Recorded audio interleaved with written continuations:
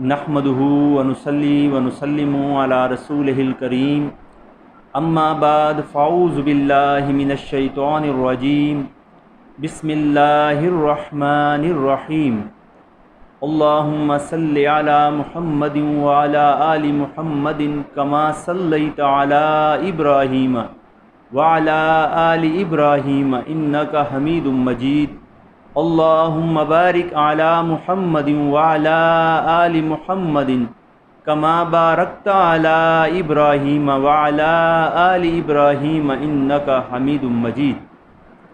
ناظرین و سامعین، الحمدللہ آج اللہ کریم کے فضل سے سیرت خاتم النبیین صلی اللہ علیہ وسلم کی 5ویں نشست ہے۔ پچھلے بیان میں ہم نے مختصراً حضرت معاذ کی زندگی کے متعلق آگاہی حاصل کی، اور آج ہم حضرت معاذ کے بیٹے حضرت نزار کی زندگی کے متعلق جاننے کی کوشش کریں گے۔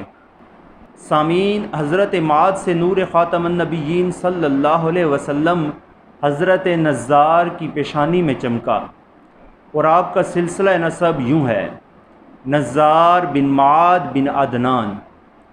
حضرت نزار بن معاذ 19ویں پشت پر خاتم النبیین صلی اللہ علیہ وسلم کے جد امجد ہیں۔ سامعین، نزار کے معنی ہے کلیل، اور حضرت نزار کے نام کی وجہ تسمیہ بیان کرتے ہوئے امام محمد بن یوسف الصالحی یوں فرماتے ہیں: جب ان کی ولادت ہوئی تو ان کے والد حضرت معاذ نے ان کی دونوں آنکھوں کے درمیان وہ نور نبوت چمکتا دیکھا جو پشت در پشت منتقل ہوتا چلا آ رہا تھا، تو ان کی خوشی کی کوئی حد نہ رہی، تو انہوں نے کثیر تعداد میں اونٹ ذبح کیے، پرتکلف دعوت طعام کا اہتمام کیا جس پر بڑا روپیہ خرچ ہوا۔